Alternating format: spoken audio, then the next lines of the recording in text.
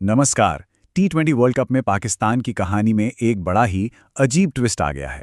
अजीब इसलिए है क्योंकि बारिश की वजह से उनका एक मैच रद्द हुआ, एक पॉइंट मिला। लेकिन ये एक पॉइंट मिलना असल में 2 पॉइंट खोने जैसा क्यों है? चलिए आज इसी उलझी हुई गुत्थी को सुलझाते हैं।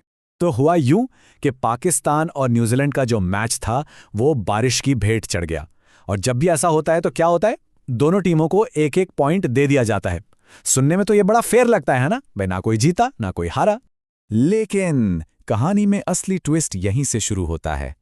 कैसे एक मिला हुआ पॉइंट एक खोए हुए पॉइंट से भी ज्यादा बुरा साबित हो सकता है? यही वो सवाल है जिसने पाकिस्तानी फैंस की नींद उड़ा रखी है।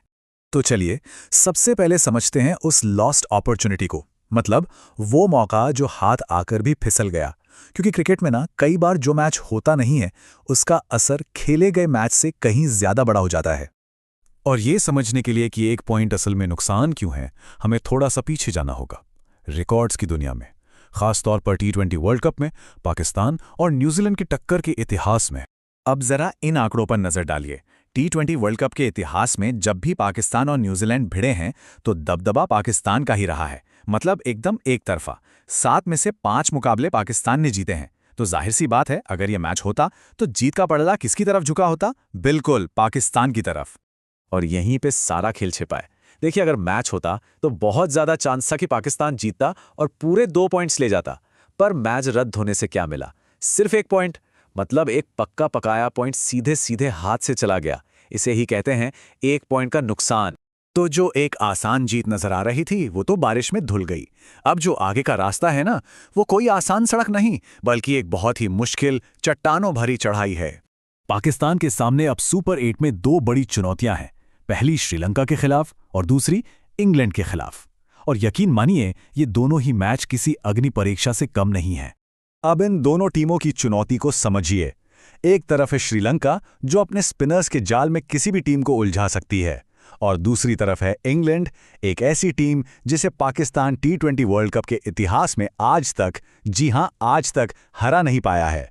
मतलब चुनौतियां दो हैं लेकिन दोनों ही पहाड़ जैसी। तो बात घूम फिर कर वहीं आ जाती है। जो एक मैच जीत की गारंटी जैसा लग रहा था, वो मौका तो हाथ से निकल गया। अब आगे कोई भी मैच इजी विन नहीं है। तो चलिए अब सीधे मुद्दे पर आते हैं। सेमीफाइनल का वो समीकरण क्या है?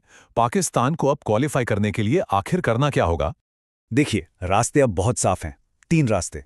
पहला और सबसे अच्छा, दोनों मैच जीतो और सीधा सेमीफाइनल में जाओ। दूसरा, सबसे बुरा, दोनों मैच हारो और टूर्नामेंट से बाहर। लेकिन एक तीसरा रास्ता भी है जो सबसे ज्यादा डरावना है। सिर्फ एक मैच जीतो और फिर आपका भविष्य नेट रन रेट के भंवर में फंस जाएगा। सीधे शब्दों में कहें तो इस वॉशआउट ने गलती की सारी गुंजाइश ही खत्म कर दी है। अब यहां से एक भी गलती मतलब टूर्नामेंट से बाहर। और अगर पाकिस्तान सिर्फ एक मैच जीतता है तो उनके कुल पॉइंट्स कितने होंगे? 3। और सेमीफाइनल की दौड़ में ये 3 का आंकड़ा बहुत बहुत खतरनाक होता है। क्यों? क्योंकि 3 पॉइंट्स के साथ आप सेमीफाइनल के लिए क्वालिफाई कर जाएंगे, इसकी कोई गारंटी नहीं होती। तब आपकी किस्मत आपके हाथ में नहीं रहती, वो दूसरे मैचों के नतीजों पर और नेट रन रेट के कॉम्प्लिकेटेड कैलकुलेशंस पर टिकी होती है। और ये वो सिचुएशन है जिससे हर टीम बचना चाहती है। तो आखिरी सवाल यही है, आगे का रास्ता इतना तंग और मुश्किल है तो क्या ये मान लिया जाए कि बारिश ने पाकिस्तान की किस्मत का फैसला पहले ही कर दिया है? क्या इस मुश्किल हालात से निकलकर टीम कोई चमत्कार कर पाएगी? ये एक ऐसा सवाल है जिसका जवाब अब सिर्फ और सिर्फ मैदान पर ही मिल सकता है।